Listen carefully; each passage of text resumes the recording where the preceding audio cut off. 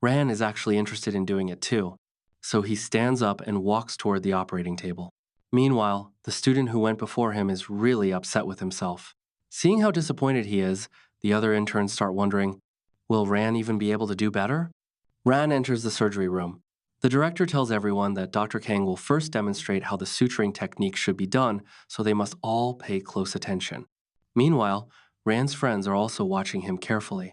Ran prepares himself. Then Dr. Kang cuts the mouse's tail into 10 sections and explains that normally they cut it into 60 to 80 segments, but today's situation is a bit special, so they kept it less. Dr. Kang now performs the demonstration and shows how to suture the tail back together. While he's explaining, he notices that Ran isn't really paying attention to what he's saying, and this seriously annoys him. Dr. Kang knows Ran is really good academically, but that doesn't automatically mean he has strong practical skills. So he assumes Ran must just be arrogant. And seeing Ran looking elsewhere instead of focusing on the demo makes him even more angry. Dr. Kang thinks Ran believes theory alone is enough, and that irritates him so much that he decides he's going to teach Ran a lesson. So he intentionally distracts him with conversation and then finishes the demonstration quickly. Because of that, Ran doesn't even get to properly watch the demonstration. He also feels like the demo ended way too fast because he wanted to observe it more. But never mind. Ran now picks up the tools and starts the surgery. He doesn't want to waste this opportunity, especially since he's performing in front of a well-known surgeon. Ran begins suturing with extremely steady hands. His movements flow smoothly as he works. And in just a short time, he successfully stitches the cut part of the mouse's tail. The other interns notice that Ran has already finished the surgery. Even the director is shocked because Ran finished before Dr. Kang himself. Dr. Kang is stunned too because Ran stitched the anatomical points so quickly. He thinks even among surgeons who specialize in microsurgery, only a few in the entire province could finish faster than him. So how could an intern do it? This really bothers Dr. Kang. Ran now tells Dr. Kang that he has finished his work. In his mind, Ran is thinking how easy the master-level suturing technique is to use. Meanwhile, Dr. Kang is shaken. He checks again, but still can't believe his eyes. Ran really did finish the surgery that quickly and perfectly. This is totally unexpected for him. Dr. Kang starts thinking that Ran must have done internships before, probably at some specialist hospital or high-level clinic. That must be why his hand skills are so stable and refined. So Dr. Kang asks Ran which hospital he previously worked at, since he must have practiced a lot. Ran replies that he mostly helps out at his own clinic. So Dr. Kang asks the name of his clinic. Dr. Kang is shocked when Ran mentions the name of a small place called Lower Groove Clinic. He can hardly believe it. Ran now comes out of the surgery room. As soon as he does, the director asks him if he is really that skilled at suturing. Smiling, the director asks Ran which department he wants to work in for his next rotation. Hearing this, all the interns are stunned because normally, interns never get to choose their departments. Usually, hospitals send different doctors to different departments on rotation as needed, so everyone is shocked. After thinking for a bit, Ran suddenly receives a new mission from the system to treat patients. The mission details say that he must suture the wounds of 10 patients, and as a reward, he'll receive a new suturing technique. This reward suturing method sounds really interesting to Ran since it's something that's commonly used a lot. So, Ran tells the director that he wants to go to the emergency department. Hearing that, the director and Ran's two friends are totally shocked. His friends tell him to think about it more carefully, but Ran explains that he has already thought about it very clearly. A little while later, Ran is in the emergency department, and all he can think about is this mission. Since this task has to be completed within 10 days, Ran, along with the other interns who are assigned to the emergency ward, follows a head nurse. The head nurse tells all of them that they must sit in the lounge and they cannot leave until someone calls them. She also tells them they are not allowed to answer any questions from the patients' families. Saying this, she leads everyone to the lounge. There are already some interns sitting in the lounge, which basically means the hospital doesn't really need the interns yet. So the nurse tells all of them to wait there. All the interns now just sit and start chatting. Some of them don't really know each other yet, so they start talking and getting familiar with one another. Meanwhile, Ran is happily playing his Battle Royale game. While everyone is talking, a department nurse named Wang Jia arrives. She asks whether any of them know how to suture. Since this nurse is really beautiful, All the simp interns immediately try to get her attention. But as you already know, Ran is tall and handsome, so naturally her eyes stop on him. Also, the other interns' facial expressions don't look very professional, which makes Wang Jia ask Ran directly whether he knows suturing.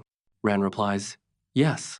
So Ran follows the nurse, and the other interns get confused, annoyed, and jealous watching this. While walking, Ran asks the nurse about the patient's condition. Wang Jia explains that the patient fell from a tree and a broken branch stabbed into her arm, cutting it open.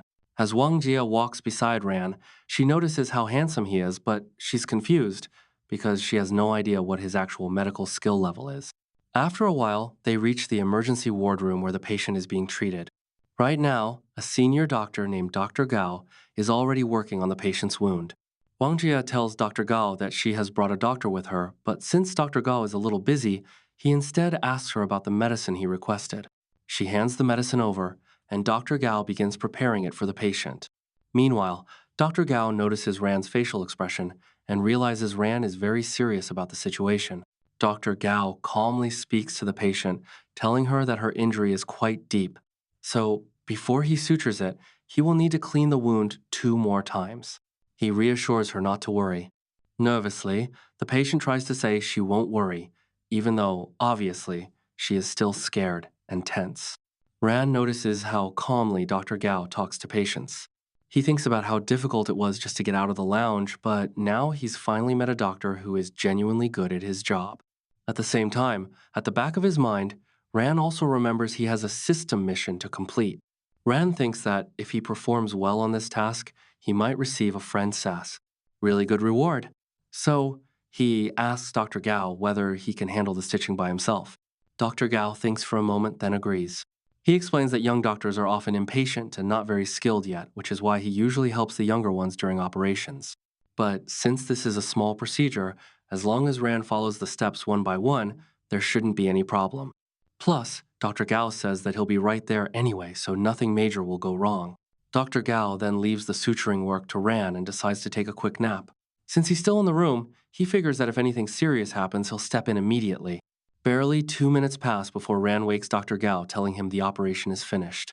Shocked, Dr. Gao wonders what he thinks of Ran's suturing skills.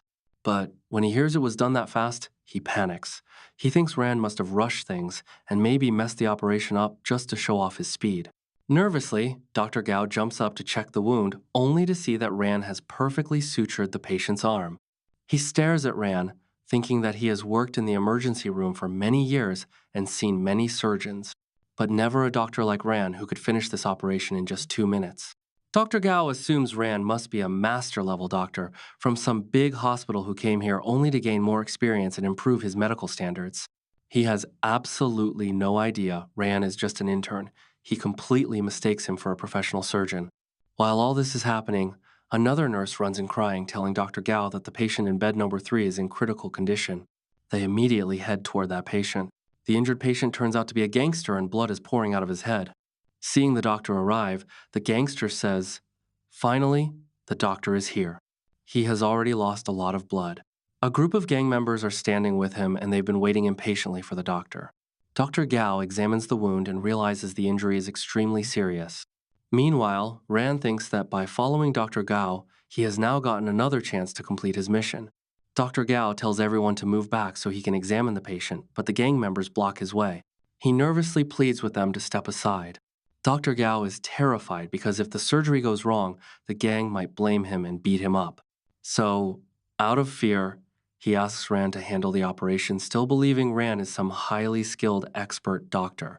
Ran is honestly excited and happy he followed Dr. Gao here, because otherwise he wouldn't have gotten this opportunity. He quickly grabs the tools and tells the gangster to hold still. One gang member, seeing that the main doctor isn't operating, angrily asks, "Why is this substitute doing the work instead of you?" He threatens Ran, saying he's been to many hospitals and none of them could fix this wound. So if Ran messes up this surgery, the consequences will fall on him.